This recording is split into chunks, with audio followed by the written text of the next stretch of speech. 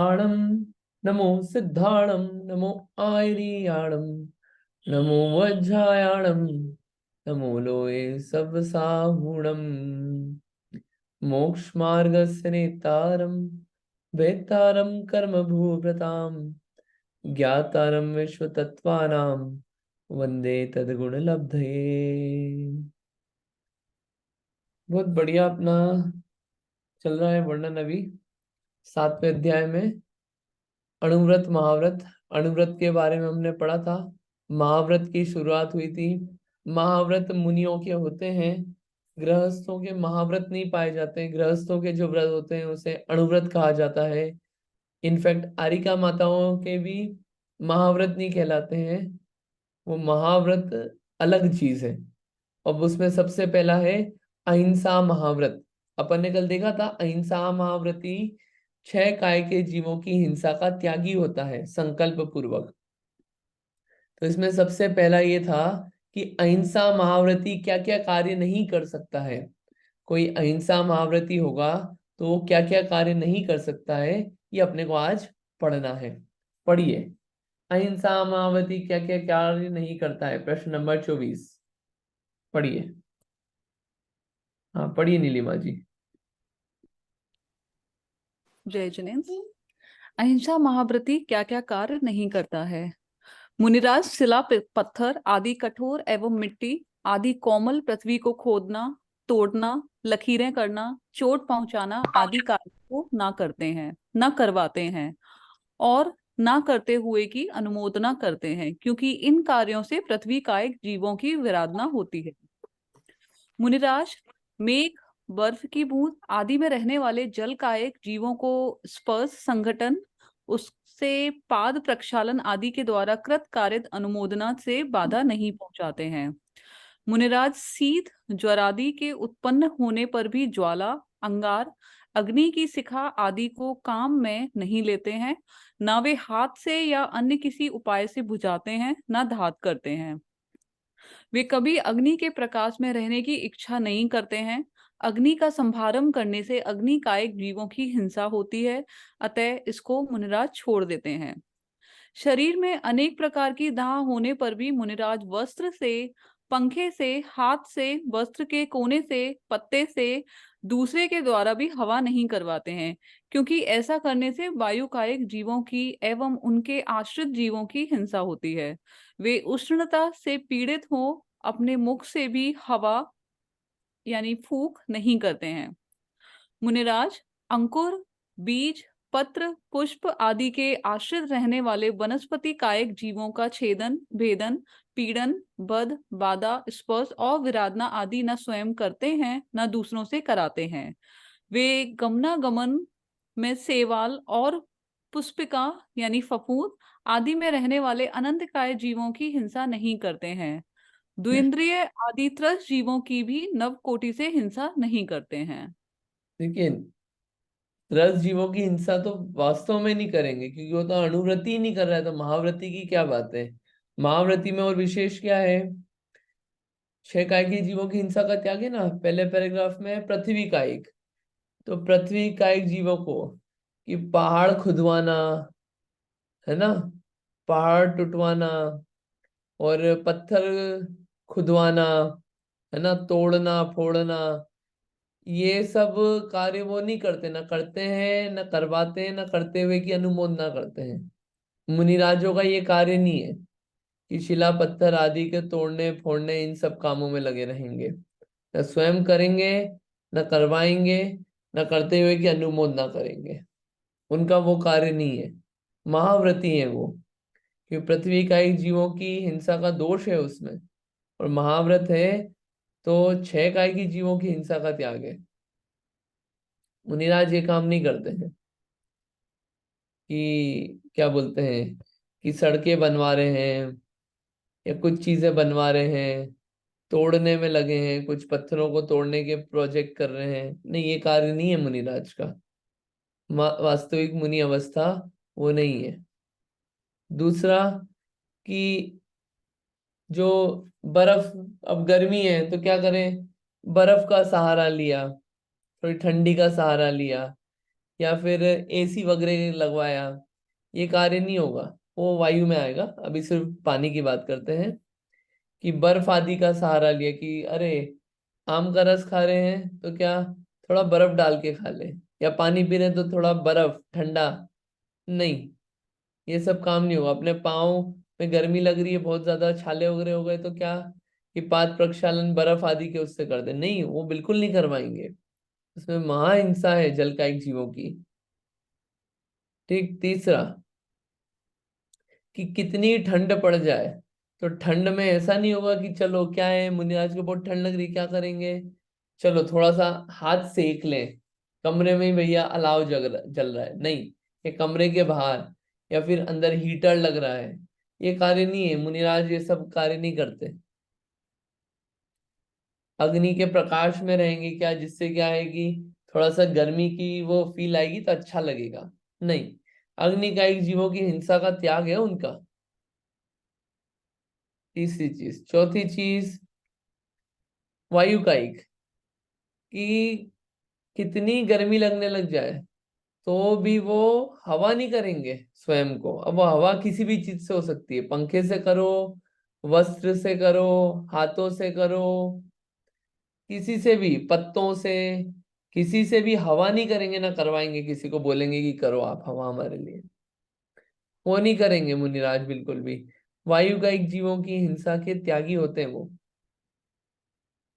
और अंतिम है वनस्पति कायिक, कि पेड़ आदि तोड़ने का उपदेश, छेदन भेदन करने का उपदेश न स्वयं करेंगे ना दूसरे से करवाएंगे।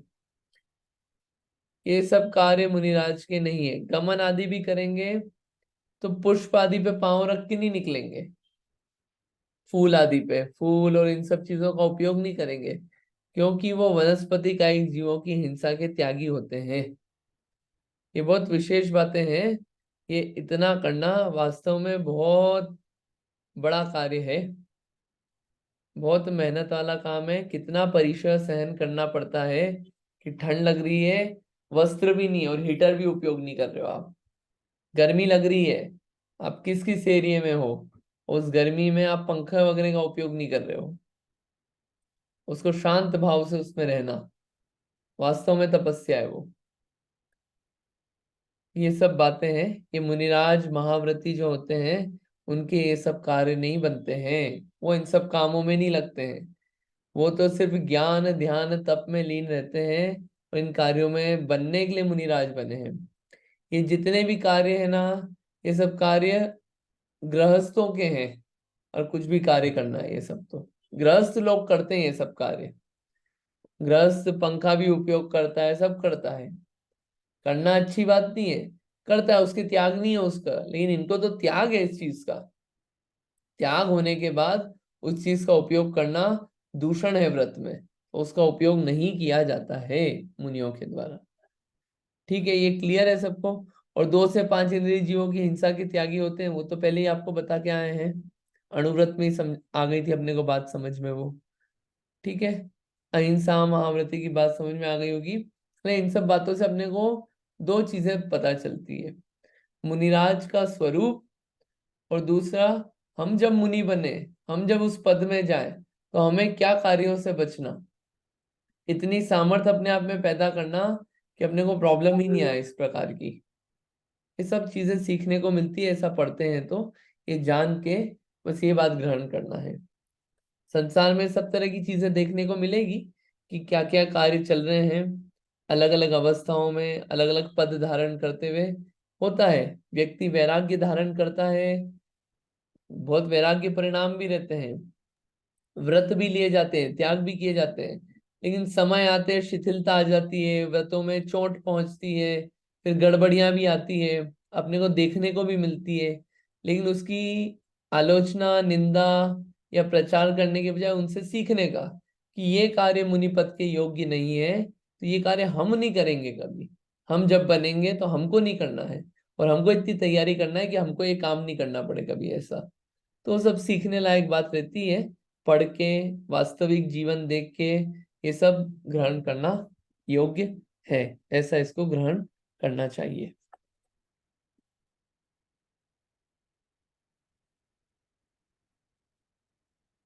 ठीक है, ये क्लियर है ना। अहिंसा महाव्रत, मुनिराजों का जीवन बिल्कुल अलग है। ये महाव्रत अगेन वापस लेके जाते हैं, क्यों धारण किए व्रत। ये बच्चे ना देखो कितने सब कामों से बच गए, इन सब कामों से बच गए। और क्या एक काम है, एक काम सिर्फ अपनी आत्म आराधना करना, यही कार्य बचता है मुनिराजों का।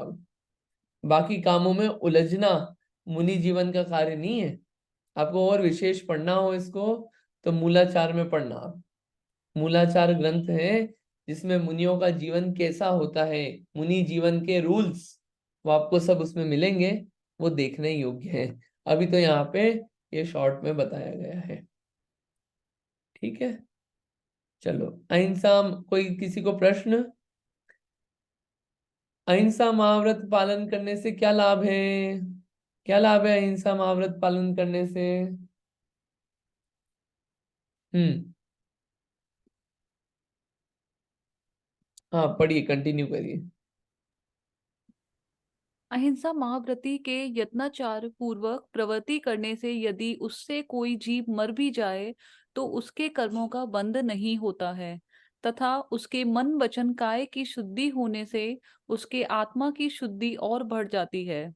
इस अहिंसा और दया के साथ किया गया तपश्चरण योग आदि से ये अनुष्ठान मोक्ष रूपी वृक्ष का बीज माना जाता है तथा समस्त रिद्धियों का कारण बन जाता है। जिस मुनि का शुद्ध हृदय समस्त जीवों की कृपा से भरा हुआ है, उसके संबर, निर्जरा और मोक्ष आदि समस्त इष्ट पदार्थ सिद्ध हो जाते हैं। बढ़िया।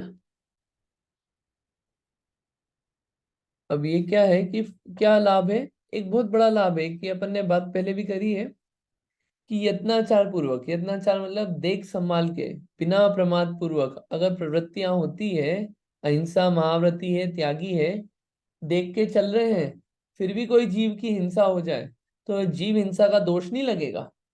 और देख के नहीं चल रहे हैं, देख के प्रवृत्ति नहीं है, जीव बचाने का भाव नहीं है, जीव हिंसा का त्याग नहीं है संकल्प पूर्वक, और जीव नहीं मरे तो भी जीव हिंसा का दोष लगता है। रिपीट करते हैं हम वापस, आप नीचे देख के नहीं चल रहे हो, एक भी जीव नहीं मरा, तो भी रास्ते में जितने जीव हो सकते थे उनकी हिंसा का दोष लगेगा। और आप नीचे देख के चल रहे हो, देखते देखते भी कोई जीव पांव के नीचे आ जाए, मर जाए, तो जीव हिंसा का दोष नहीं है।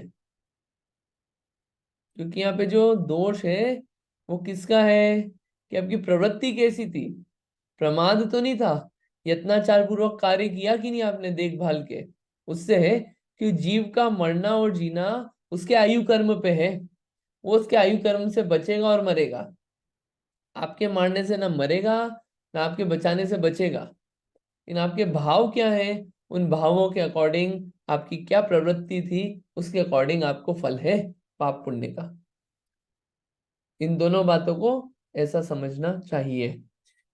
ठीक है, ये बात समझ में आती है अपने को। तो ये अहिंसा महाव्रत जो है, दया जो है, ये तपस्या में भी मददगार बनता है। जितनी तपस्या और अहिंसा व्रत का पालन किया जाता है, रिद्धियां आदि प्रकट होती है इन सब से। ये मोक्ष का बीज है, बीज, बीज यानी कि स्टार्टिंग है। अगर अहिंसा नहीं है जीवन में तो मोक्ष की स्टार्टिंग है ही नहीं, जीरो। वो अहिंसा अणुव्रत रूप में हो, महाव्रत रूप में हो, स्टार्टिंग कहीं ना कहीं तो होनी पड़ेगी उसकी। ठीक है, तो जितना भी अच्छा कार्य होता है वो अहिंसा व्रत, महाव्रत के पालन करने से ही होता है। यहाँ पे इसको ऐसा समझ लेना चाहिए। ठीक है, ये क्लियर हो गया अहिंसा महाव्रती किसे कहते हैं। आई होप ये पूरा क्लियर होगी इसकी बातें, इसको अपने को समझना चाहिए। दूसरा है, क्लियर है ना, कोई क्वेश्चन हो तो आप बोलना बिल्कुल। यहाँ पे अपन एक्चुअली क्या डिस्कशन करने के लिए बैठे हैं, जस्ट इन केस कोई क्वेश्चन आए तो अपने को क्लैरिटी होती है उससे। सत्य महाव्रत, सत्य महाव्रत किसे कहते हैं, दूसरा है ना सत्य महाव्रत। तो सत्य महाव्रत आपको डिफरेंस भी समझ में आ रहा होगा कि अहिंसा महाव्रत में क्या हुआ, 6 काय की जीवों की हिंसा का त्याग हुआ, और अनुव्रत में सिर्फ 10 जीवों की हिंसा का संकल्प पूर्वक त्याग है ना अंतर। चलिए नेक्स्ट, अहिंसा के बाद सत्य महाव्रत। सत्य महाव्रत क्या होता है, सत्य महाव्रत देखते हैं अपन। सत्य महाव्रत में भी बहुत सारी बातें हैं। चलिए, हाँ जी, कौन पढ़ रहे हैं आप में से? कोई और रीड करना चाह रहे हैं तो करिए रीड सत्य महाव्रत। हाँ, पढ़िए इंदिरा जी। जय जिनेन्द्र। अ, उत्तर, राग और द्वेष अथवा मोह से होने वाले मृषा भाषा के परिणाम को जो साधु छोड़ता है उसी को सदा दूसरा व्रत होता है। रागादि के द्वारा असत्य बोलने का त्याग करना और पर को ताप करने वाले सत्य वचनों के भी कथन का त्याग करना तथा सूत्र और अर्थ के कहने में अययार्थ वचनों का त्याग करना सत्य महाव्रत है। मुनिराज, जो धर्म और ज्ञान के उपदेश के लिए राग द्वेष रहित यथार्थ हित करने वाले परिमित सारभूत जिन शास्त्रों के अनुसार शुभ पाप रहित करुणा से भरे हुए वचन कहते हैं, उसको भगवान जिनेन्द्र देव दूसरा सत्य महाव्रत कहते हैं। जगत के हितकारी और अहित को दूर करने वाले, कानों के लिए सुखकारी मिथ्यात्व रूपी रोग को दूर करने वाले, सब संदेह को मिटाने वाले, ऐसे हित मित परिमित सत्य वचन बोलना सो दूसरा सत्य महाव्रत है। जो वचन यथार्थ है, कसायों से रहित है, प्राणियों को पीड़ा न पहुंचाने वाला है, पवित्र भावना से युक्त है, गृहस्थ लोक व्यापार आरंभक विषय जो वचन बोलते हैं उससे रहित है, अथवा गृहस्थी जनों के साथ कुशल वार्ता विषयक जो भी भाषा बोली जाती है उससे रहित है, ऐसे यथार्थ वचन बोलने वाले मुनि के सत्य महाव्रत होता है। जैसे वचन होते हैं हित मित प्रिय। हित यानी कि हितकारी वचन, मित यानी कि कम, और प्रिय यानी कि अच्छे लगने वाले वचन। किसी को भला बुरा नहीं कहते, व्यर्थ की बकवास नहीं करते कि कुछ तो भी बोले जा रहे हैं। और जो भी वचन निकलते हैं वो इतने तोल के होते हैं कि हितकारी होते हैं। क्यों? क्योंकि जितने भी वचन निकलते हैं वो जिनवाणी अनुसार निकलते हैं। कुछ तो भी बातें बैठे बैठे वो सब वचनों की कार्य नहीं होता है मुनिराजों का। वो उत्कृष्ट काम है, ये सत्य में आता है वो भी। अयथार्थ वचन बोलना तो दूर की बात, झूठ बोलना तो दूर की बात, झूठ तो बोलना ही नहीं है बिल्कुल भी। किसी भी सिचुएशन हो, मुनिराज झूठ नहीं बोलेंगे। आहार पे भी संकट आ जाए, विहार पे भी संकट आ जाए, झूठ नहीं बोलेंगे। झूठ बोलने का कार्य मुनि जीवन में नहीं है। मुनि जीवन में ये कार्य है ही नहीं बिल्कुल भी। मुनि जीवन में तो सत्य बोलना, सच बोलना, ये सबसे बड़ी तपस्या है। कोई भी आ जाए, बड़ा हो छोटा हो, और इस तरह के वचन नहीं चलेंगे जिससे दूसरे को पीड़ा हो, कानों को सुखकारी हो, और मिथ्यात्व रूपी रोग को हरने वाला हो। आता है ना, भ्रम रोग हर जिनके वचन, मुख चंद ते अमृत झरे। 46 दोष बिना सुकुल श्रावक तरे घर अशन को। आता है ना, ऐसा बढ़िया काम चलता है मुनिराज का, है ना। भ्रम रोग हर जिनके वचन, मुख चंद्र ते अमृत झरे। छड़ाला की छठी ढाल में आता है मुनिराज का स्वरूप। छड़ाला बहुत अच्छी है, याद करने लायक है। तो ये मुनिराजों का मतलब आप देखिए कि चीज कितनी व्यवस्थित है। हिंसा का पूरा त्याग, सत्य बोलते हैं, और वचन भी जो होते हैं प्रिय हितकारी होते हैं। कितना अद्भुत व्यक्तित्व होता है मुनिराजों का, कितनी गजब की तपस्या है। शास्त्र अनुसार बोलेंगे, पाप रहित बोलेंगे, करुणा से भरे वचन बोलेंगे, जहां तक होगा शांत रहेंगे, व्यर्थ में नहीं बोलेंगे कि बैठे हैं तो बोलना ही है, जरूरी नहीं कोई आया है तो बोलना ही है। मौन भी रहे, उसमें कोई दिक्कत नहीं है। गृहस्थी आदि की चर्चाएं ज्यादा उसमें नहीं पड़ेंगे, दूर ही रहते हैं। शास्त्र में ये भी वचन है कि गृहस्थों से तो दूर ही रहना चाहिए मुनिराजों को, क्योंकि गृहस्थ लोग क्या है, वो अपनी बातें आके सुनाते हैं, तो मुनिराजों का मन कलुषित होने के चांसेस है। तो गृहस्थों से तो दूर रहने का ही उपदेश दिया जाता है कि उनके ज्यादा चक्कर में नहीं पड़े। इसलिए मुनिराजों को मुनिराजों की संगति अच्छी रहती है। एक मुनिराज दूसरे मुनिराज की संगति करेगा तो वो व्यवस्थित रहेगा। मुनिराज अगर गृहस्थ की संगति कर लेगा तो मुनिराज भी गड़बड़ा जाएगा। इसलिए मुनिराज गृहस्थ के ज्यादा वो नहीं करते, ठीक है, संगति। सत्य महाव्रती को वचन, कैसे वचन नहीं बोलना चाहिए? हाँ, पढ़िए इसको नेक्स्ट। सत्य महाव्रती को वचन नहीं बोलने, कैसे वचन नहीं बोलने चाहिए? सत्य महाव्रती को जिन वचनों से लोगों को संताप हो, क्रोध, लोभादि विकार उत्पन्न हो, वध, बंध या पीड़ा हो, काम आदि इंद्रियों के विकार उत्पन्न हो जाए, तीव्रता बढ़ जाए, ऐसे राग, द्वेष, मद और उन्माद से उत्पन्न होने वाले वचन प्राण नष्ट होने पर भी कभी नहीं कहने चाहिए। तो फिर कैसे वचन बोलना चाहिए, अगला प्रश्न भी पढ़ लीजिए, कंपेयर हो हाँ जाएगा। हाँ। सत्य महाव्रती को जिन वचनों से वैराग्य की स्थिरता हो, सज्जनों के गुणों की वृद्धि होती रहे, राग द्वेष नष्ट हो जाए, कामादि विकार तथा आर्त रौद्र्यान नष्ट हो जाए, तथा जिन वचनों से शुभ भाव प्रकट हो जाए, जो वचन मिष्ट हो और धर्म या तत्वों का उपदेश देने वाले हो, ऐसे वचन बोलने चाहिए। यदि ऐसे वचन कहने का समय न हो तो मौन धारण करना चाहिए। ये भी बात आई है, पर ऐसे वचन नहीं बोल पा रहे हो आप, समय नहीं है या नहीं बोल पा रहे हो, तो मौन धारण करो। नहीं तो ऐसे वचन बोले जिससे वैराग्य बढ़े, गुणों की वृद्धि हो, राग द्वेष नाश करने की हो, और ये जो भाव होते हैं आर्त रौद्र भाव, इस तरह के भाव और परिणाम नहीं हो, शुभ भाव प्रकट हो, ऐसे उपदेश करने को कहा गया है।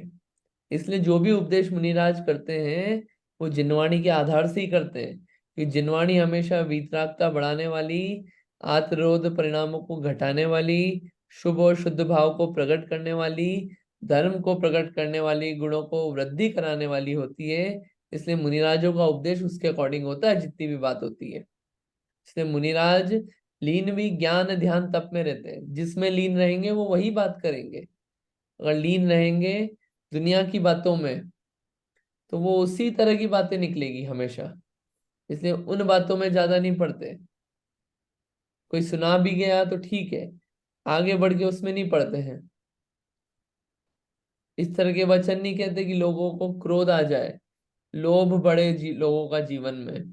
नहीं, लोभ वगैरह घटाने के उपदेश देते हैं। ये सब विचार है यहाँ पे सत्य महाव्रती का जीवन।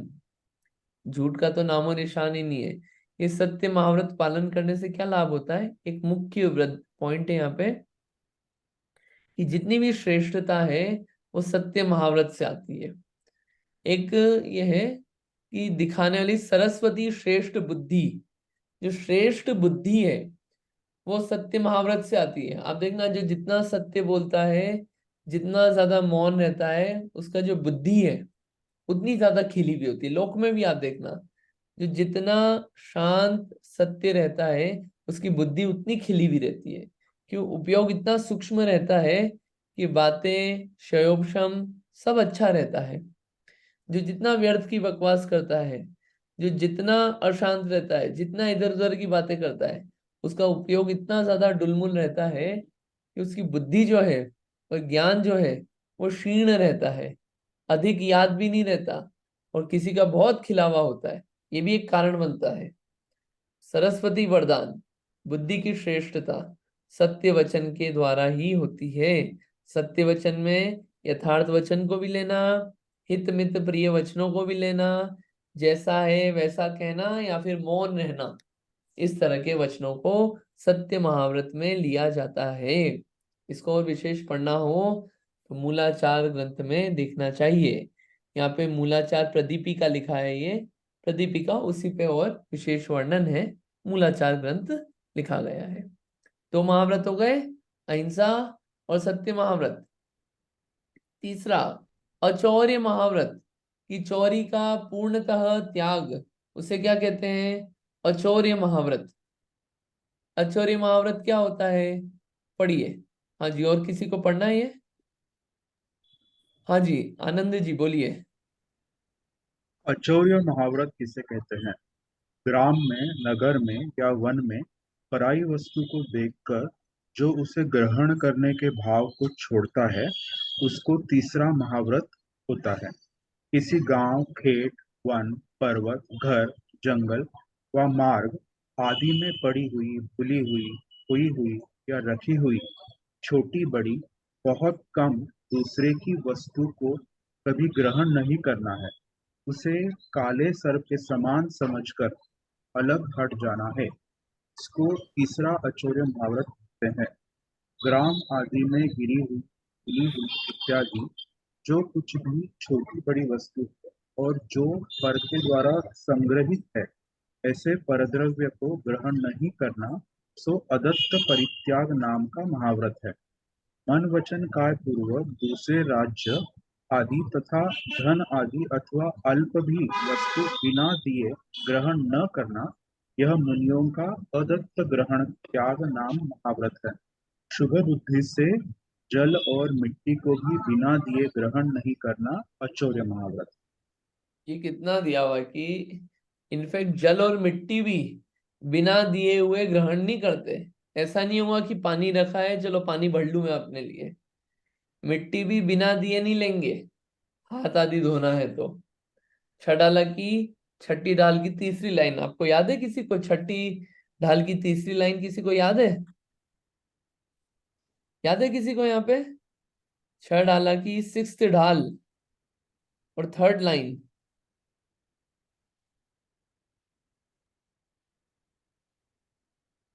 छड़ाला, छड़ाला आपने नहीं पढ़ी हो तो आप लोग पढ़ना, बहुत अच्छी चीज है, बहुत अच्छी बात कम शब्दों में पता चलती है। जिनके नलेश मृषान जल, मृणहु बिना दियो गए। क्या मृषा, मृषा तक हो गया, वो तो असत्य था। न जल मृण हूं बिना दियो गए। जल यानी कि पानी, मृण यानी कि मिट्टी। जल और मिट्टी भी बिना दिए नहीं लेते। इतना त्याग है, इतना अचौर्य महाव्रत है कि जो वस्तु अपनी नहीं है उसको लेना ही नहीं किसी से बिना पूछे, उसका ग्रहण नहीं करते, उसको अपने पास नहीं रखते, लेते नहीं है। कोई दे देगा तो ले लेंगे, अपनी नहीं है वस्तु कुछ भी। इतना बिल्कुल निष्प्रही रहते हैं, इतना वस्तु को पर मानते हैं, क्योंकि सब चीजों का त्याग करके आए हैं ना। चीजों को इकट्ठा करने थोड़ी आए हैं, इसलिए त्याग है। रुपए पैसे तो दूर की बात, रुपए पैसे घर छोड़ के आए हैं, अब कोई नया घर नहीं बनवाएंगे अपने लिए। रुपए पैसे सब छोड़ के आए हैं, अब वो उसको और नहीं इकट्ठा करेंगे। कुछ भी इकट्ठा नहीं करेंगे कि चलो इकट्ठा कर रहे हैं लोगों को दे देंगे। किसी के लिए कुछ भी इकट्ठा नहीं करते, वो तो एक काम करने निकले हैं, सिर्फ महाव्रती बने हैं, तपस्या करने निकले हैं, आत्मा आराधना करने निकले हैं, ये काम करने नहीं निकले हैं। इसलिए सब चीजों का त्याग। कहीं भी चले जाए, गांव, किसी भी देश, पर्वत, कोई देख रहा हो नहीं देख रहा हो, अपनी वस्तु नहीं है तो ग्रहण नहीं करना। अपनी वस्तु क्या है? साथ में पीछे कमंडल मिले हुए हैं, शास्त्र हो तो शास्त्र हैं, उसके अलावा कुछ नहीं है मुनिराज के पास। क्या चीज ग्रहण करेंगे? कुछ नहीं ग्रहण करते, इकट्ठा नहीं करते चीजों को। सुई भी नहीं लेते बिना पूछे। सुई, सुई रखी हो तो सुई ले लें, सुई भी नहीं लेंगे। अपनी नहीं है उस वस्तु को नहीं लेंगे। कोई भूल भी गया तो भी नहीं उठाएंगे। कोई उनके कमरे में मोबाइल भूल गया तो भी नहीं उसको रखेंगे, जिसका होगा जो देख लेगा। चक्कर में नहीं पड़ते। ये महाव्रत है। ये क्या है? ये सब महाव्रत जो है ना, उत्कृष्ट चीजें हैं, बिल्कुल चरम सीमा है ये। ऐसे महाव्रत देखने को नहीं मिलते, ये आश्चर्य वाली चीजें हैं ये। इसलिए मुनिराज इतने पूजनीय है इन व्रतों के कारण, इतनी महानता है उनके कारण, इतनी उनका जीवन है श्रेष्ठ, कितना रिलैक्स जीवन है। कितना रिलैक्स है, किसी को पर वस्तु को अपना माना ही नहीं। एक डिवीजन हो गया ना। क्या यहाँ पे एक और चीज है, एक और पॉइंट ऑफ व्यू आता है। एक डिवीजन हो गया ना जब निकले तो, कि मेरा क्या और पराया क्या। जब ये क्लैरिटी है कि मेरा क्या और पराया क्या, मेरा तो सिर्फ ये आत्मा है, बाकी और कुछ नहीं है, तो बाकी चीजों को ग्रहण करने का भाव जाता ही है साथ के साथ, उसका त्याग करते हैं। और इन त्याग का कार्य ये इतनी महानता प्रकट होती है कि कषायें कम होती है, वितरागता प्रकट होती है। ये वास्तविक व्रत है, ये बाहर में त्याग करने का फल है, उतनी वितरागता प्रकट होना। ठीक है, बिना दिए ग्रहण नहीं करते। हाँ, अच्छा, और ये महाव्रती को क्या क्या पदार्थ ग्रहण नहीं करने चाहिए, इसको पालन करने से क्या लाभ है, पढ़िए, कंटिन्यू करिए। हाँ जी। जो द्रव्य दिया हो या न दिया हो, यदि वह संयम की हानि करने वाला है, तो कंठगत प्राण होने पर भी मुनियों को कभी ग्रहण नहीं करना चाहिए। मुनियों को अपने दांत शुद्ध करने के लिए बिना दिया हुआ तृण भी ग्रहण नहीं करना चाहिए। एक भला हुआ पदार्थों को आप ये तो बात किया, बढ़िया। इसमें जिस चीज से अपने संयम की हानि होती हो, उस चीज को ग्रहण नहीं करना। संयम मतलब, संयम, व्हाट इज संयम? हाँ, ये भी अपन पूरे बेसिक बातें हैं, इन पता होना चाहिए। संयम किसे कहते हैं, किसी को पता है संयम किसे कहते हैं?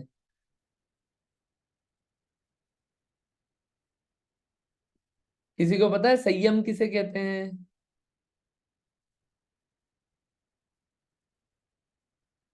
बोलिए, संयम। ये शब्द अपन सब सुनते हैं, लेकिन होता क्या है? कंट्रोल, एक आंसर आया, कंट्रोल। किसका control? Control of what and for what? बोलिए नीलिमा जी। कोई भी पदार्थ या वस्तु का, ओके, मतलब संयम रखना, मतलब एक एक लिमिटेशंस में रहना। ठीक है, बढ़िया है, अच्छा आंसर है। बोलो गौतम भाई, व्हाट इज संयम? धैर्य रखना, कंट्रोल करना, रिएक्शन से, इम्पल्स रिएक्शन नहीं देना, इम्पल्स। इंस्टेंट रिएक्शन नहीं देना। अच्छा, ठीक है, एक आंसर और मिला। हाँ जी, अर्चना जी बोलिए। इंद्रियों पर नियंत्रण रखना वो संयम है। इंद्रियों पे नियंत्रण रखना वो संयम है। ठीक है, बढ़िया आंसर मिल रहे हैं। आंसर, सब लोगों ने आंसर दिए। अब 10 लक्षण धर्म की फर्स्ट लाइन याद कीजिए। काय छहो प्रतिपाल, पंचेंद्रिय मन वश करो, संयम रतन संभाल, विषय चोर बहु फिरत है। काय छऊ प्रतिपाल, 6 काय के जीवों की रक्षा करना, और 5 इंद्रियों और मन को वश करना, इनको वश करना। ये क्या है? ये संयम है, 12 प्रकार का संयम है। बाहर में 6 काय के जीवों की रक्षा करना, ये संयम। और अंदर में इंद्रिय और मन पे संयम करना, वश करना। 2 प्रकार का संयम, इंद्रिय संयम, प्राणी संयम। प्राणी की हिंसा से बचना है प्राणी संयम, और इंद्रिय और मन को वश करना, ये प्राणी संयम। ठीक है, ध्यान रखना है इसको आप लोग। तो जिस चीज से संयम की हानि होती हो, उस चीज को मुनिराज ग्रहण नहीं करेंगे, भले चाहे दिया हो तो भी ग्रहण नहीं करेंगे। आप देखिए, पिछी कमंडल ले लेते हैं, क्यों? पिछी कमंडल लेने में संयम की हानि नहीं होती, न हिंसा होती है, न झूठ, न चोरी, न कुशील परिग्रह, न इंद्रिय मन ललचाता है कि चलो पीछी सॉफ्ट है बार बार लगा लूं, ऐसा भी नहीं होता है। या पीछी ओढ़ने के काम आ जाए, ये भी नहीं होता है। कुछ नहीं होता ना, कुछ भी कार्य नहीं होता है। कमंडल भी ऐसा कुछ नहीं है कि भैया उसको पी रहे हैं पानी को, कहीं संयम की हानि नहीं हो रही है। सिर्फ उन चीजों का शास्त्र ले रहे हैं, शास्त्र से क्या हो रहा है? पढ़ने का काम चल रहा है और धर्म वृद्धि हो रही है उससे। बाकी आप कोई भी चीज उठा के ले आइए, मतलब कोई दे भी रहा है तो नहीं लेंगे उस चीज को, वो रखेंगे नहीं अपने पास। यहाँ तक आ गया ना कि इनफैक्ट दांत साफ करने के लिए काढ़ी भी अपने पास नहीं रखेंगे कि दांतों में कुछ फंस जाए, तो वो भी बिना दिए नहीं लेंगे। कोई दिया कि चलो साफ कर लें तो कर लेंगे आहार के वक्त ही, कुछ भी नहीं रखेंगे, तरण तक नहीं रखेंगे, एक धागा तक अपने पास नहीं रखेंगे, और किसी का बिना दिया हुआ तो लेंगे ही नहीं कुछ भी। ठीक है, ये इसको विचार करना चाहिए। अचौर्य महाव्रत, ये अचौर्य। अंकित जी, हाँ जी, बोलिए जी। एक बार फिर से बताइए क्या छह छह प्रकार के क्या चीज संभालना है? हाँ देखिए, वो छाय फर्स्ट लाइन आप, हाँ फर्स्ट लाइन याद काय कर, छहो प्रतिपाल। हाँ आप वो फर्स्ट लाइन याद करना उसको। उत्तम संयम धर्म का जो छंद हम्म आता है, काय हम्म चाहो प्रतिपाल, पंचेंद्रिय मन वश करो, संयम रतन संभाल, विषय चोर बहु फिरत है। दो प्रकार के संयम, इंद्रिय संयम, प्राणी संयम। इंद्रिय संयम में क्या आता है? 5 इंद्रिय और मन को वश में करना। और प्राणी संयम में 6 काय के जीवों की रक्षा करना। ये हो गया आपका संयम। और ये संयम क्यों करना? कि इससे बचे तो आत्मा में सम्यक प्रकार से यमन होगा, इसलिए ये संयम ग्रहण किया जाता है। ठीक है, thank you. Yes, thank you. तो ये आचार्य महाव्रत। अब आता है ब्रह्मचर्य महाव्रत। 3 हो गए, अहिंसा, सत्य, अचौर्य।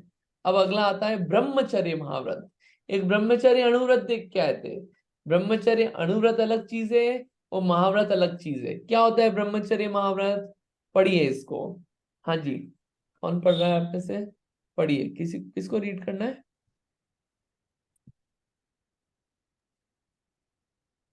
हाँ जी पढ़िए, अर्चना जी पढ़िए। ब्रह्मचर्य महाव्रत किसे कहते हैं? ब्रह्मचर्य महाव्रत तो स्त्रियों का रूप देखकर उसके प्रति वांछा भाव की निवृत्ति अथवा मैथुन संज्ञा रहित जो परिणाम है, वह चौथा व्रत है। शुद्ध हृदय को धारण करने वाले वीतरागी पुरुष अपने राग रूप परिणामों का सर्वथा त्याग कर कन्या को अपनी पुत्री के समान मानते हैं, यौवनवती स्त्री को अपनी भगिनी के समान मानते हैं और वृद्धा स्त्री को अपनी माता के समान मानते हैं। इस प्रकार जो निर्मल ब्रह्मचर्य को धारण करते हैं उसको जिनेन्द्र देव ब्रह्मचर्य नाम का चौथा व्रत कहते हैं। ब्रह्मचर्य नाम का चौथा व्रत महाव्रत कहते हैं। 3 प्रकार की स्त्रियों को और उनके प्रतिरूप को माता, पुत्री और बहन के समान देखकर जो स्त्री कथा आदि से निवृत्ति है, वह 3 लोक में पूज्य ब्रह्मचर्य व्रत कहलाता है। 18,000 शील के भेदों को धारण कर सब प्रकार की स्त्रियों से देवी, त्रियंचनी, मनुष्यनी, कृत्रिम स्त्री आदि से मन, वचन, काय और कृतकारित अनुमोदना से विरक्त हो अपनी आत्मा में ही रमण करना, सो चौथा ब्रह्मचर्य महाव्रत है। ब्रह्मचर्य, ब्रह्म यानी आत्मा, चर्य उसमें आचरण करना, ब्रह्म में चर्या करना ब्रह्मचर्य है। और इस ब्रह्मचर्य को धारण करने के लिए क्या किया जाता है? बाहर में जितना रमण किया जाता है स्त्री में, पुरुष का स्त्री के प्रति और स्त्री का पुरुष के प्रति, लेकिन यहाँ पे महाव्रत है तो मुख्य रूप से पुरुष का जो स्त्री के प्रति वांछा का भाव रहता है उसका पूर्णतः त्याग होता है। इसमें ऐसा नहीं होगा कि आपकी स्त्री भी है और आप क्या हो, महाव्रती कहला रहे हो, नहीं, वो आपको त्याग करना होगा, वो त्याग करना होता है उस भाव। अब वो व्यक्ति विशेष का त्याग नहीं करे, वो भाव का पूरी तरह से त्याग हो रहा है। भाव का त्याग हुआ तो क्या होता है कि वो त्याग भी होता ही है अपने आप। और सेकंड चीज कि बाहर में भी कोई वांछा नहीं रहती किसी स्त्री की। कोई देवी दिखी, मान लीजिए देवी का स्वरूप पड़ा उसके प्रति भी नहीं, तिर्यंचनी के प्रति भी नहीं, मनुष्यनी के प्रति भी नहीं, कृत्रिम स्त्री हो और फिर अकृत्रिम हो, फोटो वगैरह हो या स्टेचू वगैरह हो, उसके प्रति भी वो भाव नहीं रहेगा, वांछा का भाव। कई बार हो सकता है स्टेचू को देख के ऐसा भाव पैदा हो जाए, वो भाव भी नहीं होगा। इतनी विरक्तता होती है ब्रह्मचर्य महाव्रत में। क्या है? शील के 18,000 दोष, शील के 18,000 भेद, 8 10 सहस विधिशील धर, चिद ब्रह्म में नित रमी रहे। है ना, ये आता है ये छठाला की चौथी लाइन, छठी ढाल की। ब्रह्मचर्य महाव्रत को समझाने के लिए एक लाइन है, बहुत अच्छी लाइन है, क्या है? 8 10 सहस विधिशील धर, चिद ब्रह्म में नित रमी रहे। क्या किया? 8 10 सहस विधिशील धर, 18,000, 8 10 सहस, सहस यानी हजार, 8 10 यानी कि 18,000, 18,000, 8 10 8, 8 यानी 8, 10 यानी 10, 18 सहस यानी हजार, 18,000 प्रकार के शील के भेदों को धारण करके चिद ब्रह्म में, चैतन्य स्वरूप आत्मा में ही रमण करते हैं। ऐसा ये ब्रह्मचर्य महाव्रत है। ब्रह्मचर्य महाव्रत इसलिए पूज्य है, इसमें बिल्कुल भी वांछा नहीं रहती स्त्रियों के रूप देख के, न मन से, न वचन से, न काय से, न स्वयं करते हैं न करवाते हैं, कुछ भी नहीं करते, इन सब कार्यों में नहीं लगते हैं, महाव्रती है वो। इनफैक्ट किसी की शादी भी नहीं करवाएंगे, अपने घर का व्यक्ति कोई हो, आए, मुनि बन गए अपन, तो भी नहीं, तो भी आ जाए तो भी उसमें अनुमोदना नहीं करेंगे शादी की। किसी की कराने की बात तो अलग, किसी का संबंध जुड़वाने की बात तो अलग, ये सब कार्य नहीं करेंगे। क्या है ये? ब्रह्मचर्य महाव्रती। ठीक है। अब ब्रह्मचर्य महाव्रती को क्या क्या कार्य नहीं करना चाहिए, यहाँ पे आए हैं कितने, बहुत सारे कार्य आए, 14 कार्य बताए। 14 कार्य ब्रह्मचर्य महाव्रती को नहीं करना चाहिए। कौन कौन से? देखिए, पढ़िए इसको, कंटिन्यू। स्त्रियों के श्रृंगार की कथा कामोद्रेक के कारण, इसीलिए मन वचन काय की शुद्धि पूर्वक उसकी श्रृंगार कथा न करना चाहिए और न कभी सुनना चाहिए। स्त्रियों के विलास, हास, श्रृंगार, गीत, नृत्य, कला आदि को रागोत्पादक होने पर से कभी नहीं देखना चाहिए। स्त्रियों का संसर्ग कलंक लगाने वाला एवं निंद होने से क्षणमात्र भी नहीं करना चाहिए। स्त्रियों के संसर्ग के साथ साथ शील रहित पुरुषों के संसर्ग का भी त्याग करना चाहिए, क्योंकि वह दोनों लोकों का नाश करने वाला है। ब्रह्मचारी को कोमल बिछौने पर भी नहीं सोना चाहिए और न कोमल आसन पर बैठना चाहिए, क्योंकि ये दोनों ब्रह्मचर्य के घातक हैं। ब्रह्मचारी को शरीर के संस्कार का त्याग करना चाहिए, क्योंकि वह काम और राग को बढ़ाने वाला निंदनीय है। ब्रह्मचर्य की रक्षा के लिए ना तो बल देने वाले दूध आदि का आहार करना चाहिए, ना लड्डू आदि स्वादिष्ट आहार करना चाहिए, क्योंकि ये सभी काम रूपी अग्नि को प्रज्वलित करने वाले हैं। शरीर के सुख की इच्छा से काम का प्रकोप उत्पन्न होता है, अतः शरीर के सुख का विष मिले हुए अन्न के समान त्याग करना चाहिए। पौष्टिक आहार, मुख आदि शरीर के अंगों का संस्कार और अधिक शयन आदि का भी सर्वथा त्याग करना चाहिए। दृष्टि विष के समान समस्त अनर्थों को उत्पन्न करने वाले स्त्रियों के मुख को कभी नहीं देखना चाहिए। मुनियों की काठ से बनी स्त्री से भी सदा डरते रहना चाहिए, क्योंकि मुनियों को काठ से बनी स्त्रियों से भी सदा डरते रहना चाहिए, क्योंकि उसके देखने से भी मनुष्य के हृदय में अवश्य क्षोभ उत्पन्न होता है। जो हंसी की बातचीत को सुनने व देखने से स्त्रियों के पास जाते ही वे चरित्र से भ्रष्ट होकर अवश्य ही नष्ट हो जाते हैं। अतः हंसी की बातचीत सुनने और देखने भी उनके पास नहीं जाना चाहिए। मुनियों को माता, भगिनी, पुत्री, गूंगी और वृद्धा आदि स्त्रियों के रूप से भी डरते रहना चाहिए, क्योंकि स्त्रियों के रूप से भी नेत्र और हृदय में क्षोभ उत्पन्न हो जाता है। जिस स्त्री के हाथ पैर कटे हुए हों और जिसके नाक कान भी कटे हों और ऐसी स्त्री 100 वर्ष की भी हो, तो व्रतियों को उसका दूर से ही त्याग कर देना चाहिए।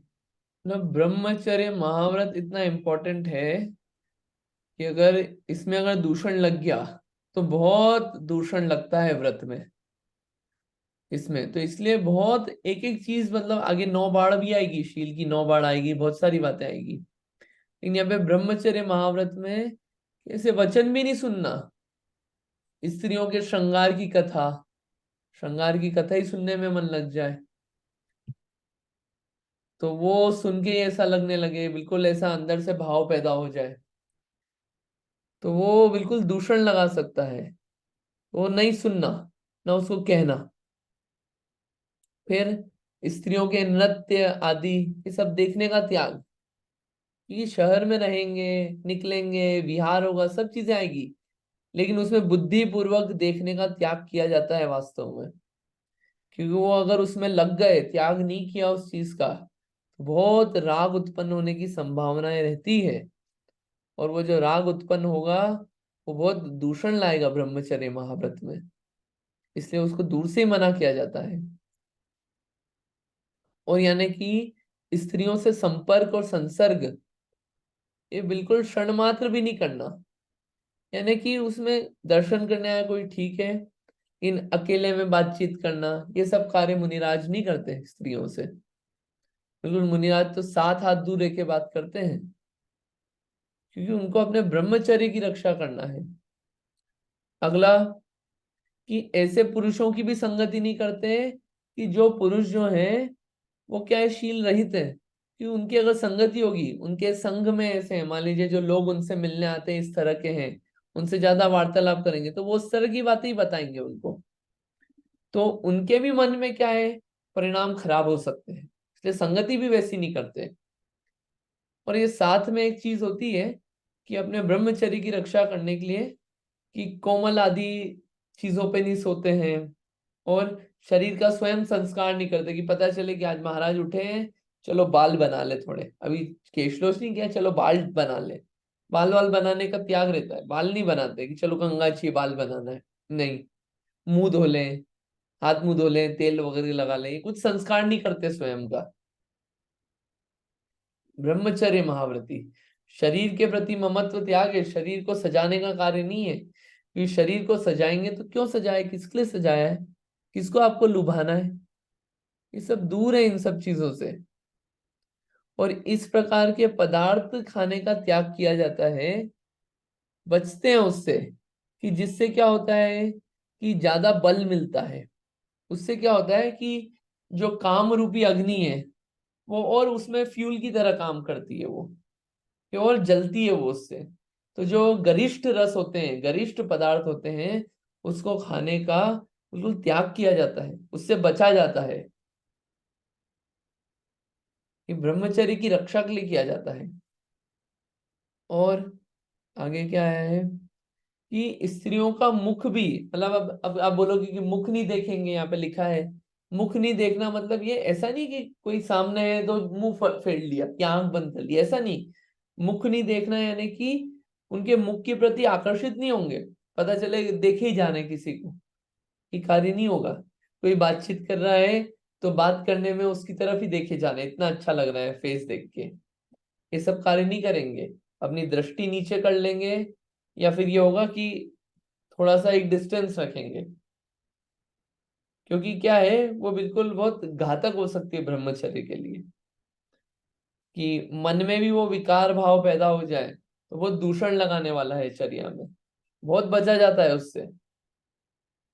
इनफैक्ट जो 11वां पॉइंट है, कि काठ की यानी लकड़ी की भी अगर स्त्री बनी हो तो उससे कहा गया उससे भी डरना भैया, कि पता चले उसको देख के ही तुम्हारे परिणाम बिगड़ जाए, कोई फोटो देख के तुम्हारे परिणाम बिगड़ जाए। बचना इन सब चीजों से, उससे भी डरना, उससे भी बचना, ये ब्रह्मचर्य महाव्रत है। और कोई स्त्री आदि हंस रही हो, बातचीत कर रही हो, तो उन सब से दूर रहते हैं, उसको देखने के लिए, उसको सुनने के लिए पास नहीं जाते, इतना एक डिस्टेंस मेंटेन किया जाता है।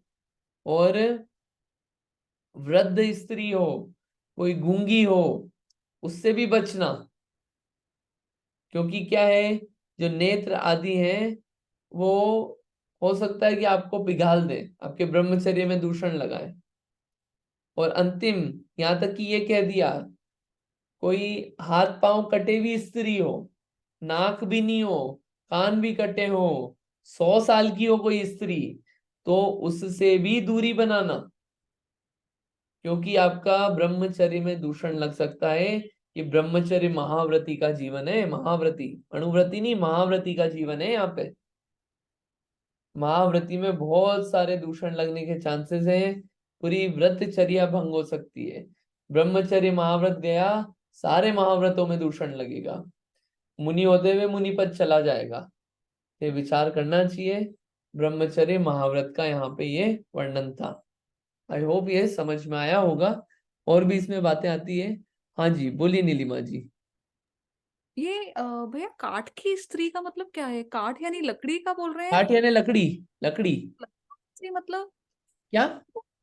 मतलब तो लकड़ी की बनी स्त्री मतलब समझ में नहीं आया। मतलब जैसे ए, स्टैचू होती है हाँ पत्थर की, उसी तरह से हाँ कह रहे हैं?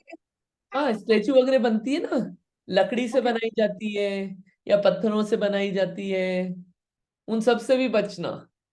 अब यहाँ आगे आएंगे शील के 18,000 दोष, क्योंकि हो सकता है वो देख के ही आपको एकदम आपके ब्रह्मचर्य में दूषण लग जाए। मन वचन काय से कुछ भी हो सकता है, वो कहाँ आपको लेके जाए, गड़बड़ हो सकती है। कथाओं में बहुत आता है कि सिर्फ फोटो ही देखा और फोटो देख के क्या हो गया कि वो व्यक्ति ऐसा हो गया कि अब स्त्री को प्राप्त नहीं कर लूं जब तक मैं, मेरा जीवन व्यर्थ है, तो उसको प्राप्त करने के लिए अपना जीवन लगा देता है। कहानी आती है बहुत सारी ऐसी, अब कहानी देखना पुराणों की। इसलिए यहाँ पे मुनियों को तो बिल्कुल बचने के लिए कहा गया है कि ब्रह्मचर्य। हाँ, और क्या हाँ बोलिए? तो जैसे मुनियों का ये जो होते हैं, ये तो समझ में आ गए कि उन्हें बचना चाहिए अपने ब्रह्मचर्य का पालन करने के लिए। लेकिन एज अ स्त्री हम लोगों को भी, जैसे हम लोग ग्रस्त अवस्था में होते हैं, तो हमें भी इस बात का ध्यान देना चाहिए कि जिससे उनका ब्रह्मचर्य ना डिगे, उनका भी पालन हो सके। जैसे उनके सामने जैसे जैसे सारी चीजें जो दी जा रही है ना, जैसे ज्यादा श्रृंगार में नहीं जाना, या फिर उनके सामने मतलब कुछ भी नृत्य इत्यादि ना करना, राइट ना? तो हमें भी एज अ इस चीज का ध्यान देना चाहिए ना। हाँ बिल्कुल, देव शास्त्र गुरु के सामने तो श्रृंगार करने का तो प्रोविजन है ही नहीं। ये हम्म। वीतरागता बढ़ाने के स्थान है देव शास्त्र गुरु, इनके पास भी श्रृंगार आदि खूब करके गए। हो सकता है सामने वाले को अपन क्या करने जा रहे हैं, वीतरागता बढ़ाने जा रहे हैं कि क्या करने जा रहे हैं, तो उसका ध्यान रखने को कहा गया है बिल्कुल, कि ध्यान रखना चाहिए इन सब चीजों का। तो वो अपनी, जिसको बोलते हैं ना, मर्यादाएं होती है, श्रावक की मर्यादाएं, मुनियों की मर्यादाएं हैं, सब अपनी मर्यादा में रहें, सब बढ़िया एकदम, सबकी चर्या अच्छी चलेगी। ऐसे अकेले में वार्तालाप नहीं करें मुनि राजों से, ये भी इम्पोर्टेंट है। बहुत सारी चीजें हैं, एक थोड़े डिस्टेंस से बातचीत करें, एक बहुत गंभीर रूप से बातचीत करें, बहुत सारी चीजें होती है। तो बहुत सारे अपने एक्सप्रेशंस किस प्रकार के हों, अब बहुत सारी चीजें हैं, वो सब आपने बोली थी, तो सबके लिए वो सब सारा एप्लीकेबल है कि दूषण नहीं लगे चर्या में अपने कारण, है ना। अभी क्या है, शील के 18,000 दोष आते हैं, तो शील के 18,000 दोषों का मैं बताता हूँ कैसे बनते हैं। शील के 18,000 भेद है, इनका पालन करते हैं। देखिए क्या है, 3 योग होते हैं, आप नोट करते जाना, 3 योग, मन वचन काय, ठीक है। फिर 3 करण है, ठीक है, कृत कारित अनुमोदना। और 4 संज्ञा, आहार भय मैथुन परिग्रह। 5 इंद्री, स्पर्शन रसना घ्राण चक्षु कर्ण। और पृथ्वी कायिक आदि जीव के 10 भेद हो गए। कौन से 10 भेद? पृथ्वी जल अग्नि वायु वनस्पति, ठीक है, वनस्पति के 2 भेद कर दो, प्रत्येक और साधारण वनस्पति। और 2 इंद्री, 3 इंद्री, 4 इंद्री, पंच इंद्री, ऐसे कितने भेद हो गए? 10 भेद हो गए। और उत्तम क्षमा आदि 10 धर्म हो गए। अब इन सबको जब आप आपस में मल्टीप्लाई करेंगे, आपस में मल्टीप्लाई करेंगे, तो कितना आता है टोटल? उस टोटल को थोड़ा आप करके देखना। 3 मल्टीप्लाइड बाई 3 9, 9 4 36, और 36 मल्टीप्लाइड बाय 5 कितना हुआ? वो होता है 180। 180 को 10 से मल्टीप्लाई किया 1800, 1800 को 10 से मल्टीप्लाई किया 10 धर्म से 18,000। इस प्रकार से 18,000 शील के भेद होते हैं। थोड़ा क्विक हुआ, लेकिन ये शील के भेद है। 18,000 भेद आते हैं ना। अब इसका आप कॉम्बिनेशन बनाइए, जैसे अपन ने वो बनाया था ना समरम समारम आरंभ में, तो मन, कृत, आहार, स्पर्शन, पृथ्वी कायिक, क्षमा धर्म, ऐसे कॉम्बिनेशन बनेंगे। ऐसे शील के 18,000 भेद बनते हैं। एक और तरीके से भेद बनते हैं। ये तो एक तरीका है, ये एक तरीका आया है मूलाचार में। एक दूसरे ग्रंथ में अलग तरीके से आया है कि स्त्री 2 प्रकार की होती है। कौन सी? चेतन, अचेतन। चेतन तो लिविंग बीइंग है, अचेतन अचेतन ही होती है ना। कौन कौन सी? काष्ठ में, पाषाण में, पत्थर वगैरह में, फोटो में, ये अचेतन कहलाती है। तो स्त्रियां 2 प्रकार की। अचेतन स्त्री संबंधी कितने हो गए शील के? 720 भेद हो गए। अचेतन संबंधी 720 भेद हैं। वो 720 भेद कैसे?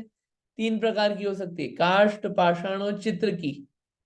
अब इनको मन और काय से, वचन से तो होगा नहीं अचेतन स्त्री में, तो सिर्फ और मन और वचन, मन और काय से, ठीक है, इन तीनों में। तो 3 को 2 से मल्टीप्लाई किया 6 हो गया। अब इनको कृतकालिक अनुमोदना से मल्टीप्लाई किया 18 हो गया। इनको द्रव इंद्री और भावेंद्री से मल्टीप्लाई किया तो कितना हो गया? 180 हो गया।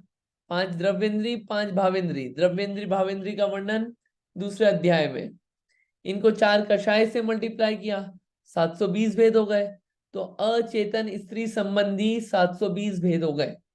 ये 720 तरह के प्रकार हो गए अचेतन स्त्री संबंधी।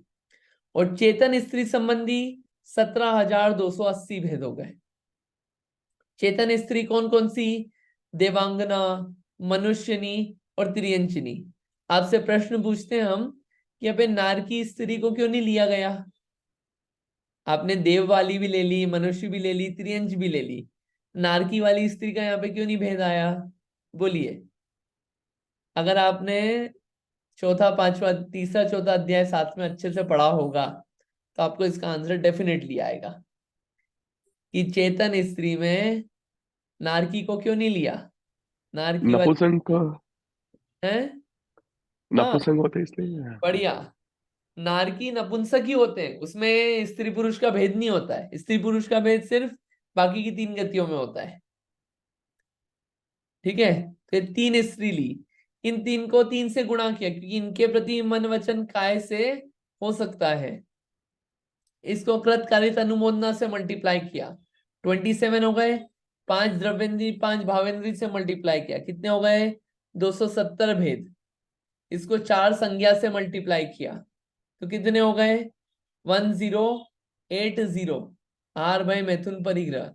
और इसको 16 कषाय से मल्टीप्लाई किया तो कितने हो गए? 17,280। तो 17,280 प्लस 720 को ऐड किया तो 18,000 शील के भेद बनते हैं। ऐसा अपने को समझ लेना चाहिए। थोड़ा सा फास्ट हुआ ये 18,000 भेद। फास्ट इसलिए लिया है ताकि आप एक बार पढ़ना इसको, प्रश्न नंबर 35 को, कि शील के 18,000 भेद कौन कौन से होते हैं। चौथी लाइन ध्यान रखना, अब छड़ा लगी।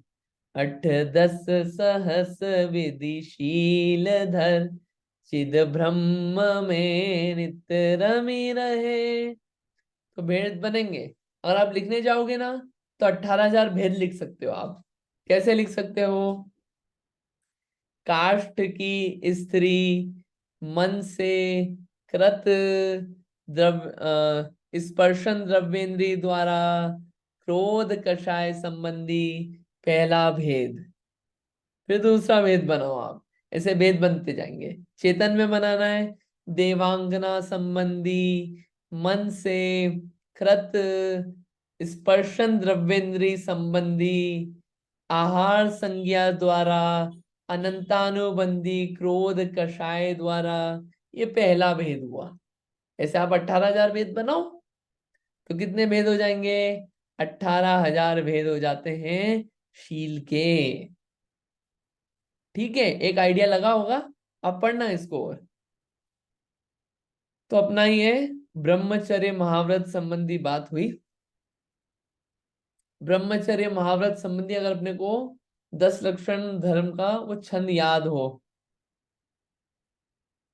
कि तजी गए जोगीश्वरा, कि जितने भी योगियों के ईश्वर हुए, योगियों में भी जो श्रेष्ठ हुए, उन सब ने भी इसका त्याग किया है। जो आकर्षण रहता है बाहर में स्त्री के प्रति आकर्षण, उसका त्याग किया गया है, और अंतरंग में आत्मा के प्रति आकर्षण बढ़ाया गया है। ये कार्य करने में ही क्या करा, शिव महल में पग धरा। इसके द्वारा ही मोक्ष रूपी महल में पग धारण किया जाता है, इसकी प्राप्ति की जाती है।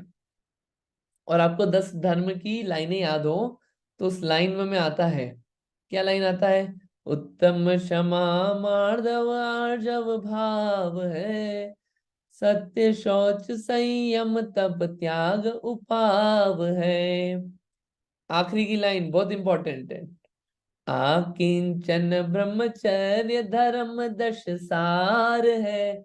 इसको सार कहा गया है, ब्रह्मचर्य को और आकिंचन को, सब धर्मों का सार आकिंचन और ब्रह्मचर्य। ब्रह्मचर्य आत्मा में चर्या करना कैसे होगी, अकिंचन कुछ भी मेरा नहीं है इस भाव से, किंचित मात्र भी मेरा नहीं है इस भाव के द्वारा वो ग्रहण होता है। ठीक है, ब्रह्मचर्य महाव्रत। समय हो गया है इसलिए हम और आज आगे नहीं लेंगे, लेकिन अब आगे परिग्रह महाव्रत आएगा।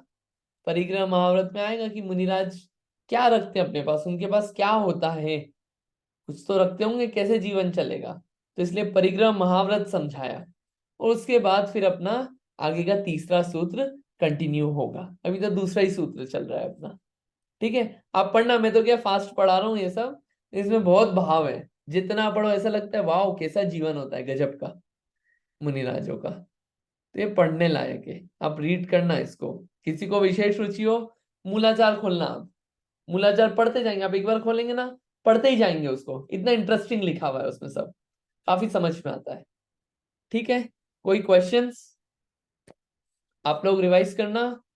अपन ने आज 4 महाव्रत पढ़े, अहिंसा महाव्रत, सत्य महाव्रत, अचौर्य महाव्रत, ब्रह्मचर्य महाव्रत। ये महाव्रत क्यों है, क्योंकि इसमें पूरी तरह त्याग किया जाता है, हिंसा झूठ चोरी कुशील का इतना दूरी बनाई जाती है। क्यों? क्योंकि आत्मा के निकट आना है, ये महान तपस्या है। ये सारे इस व्रतों का सार है। ठीक है, श्रेष्ठ जीवन है ये, इसको अपने को विचारना चाहिए और देखना चाहिए। अपन यहीं तक रखते हैं। अगर आप लोग क्वेश्चन आंसर में पार्टिसिपेट करेंगे तो मैं ग्रुप पे क्वेश्चंस पोस्ट करता रहूंगा, अदरवाइज उसको मैंने पॉज कर दिया है अभी पोस्ट करने के लिए। ठीक है, चलिए जिनवाणी स्तुति करते हैं, अपन फिर कंटिन्यू करेंगे। जावाणी के ज्ञान से सुजय लोकालो, सोवाणी मस्तक नमो सदा देत मूढ़ो, है जिनवाणी भारती तो है जपो दिन रैन, जो तेरी शरणा गए सो पावे सुख चैन। जिनवाणी माता की जय। 9 बार नमोकार।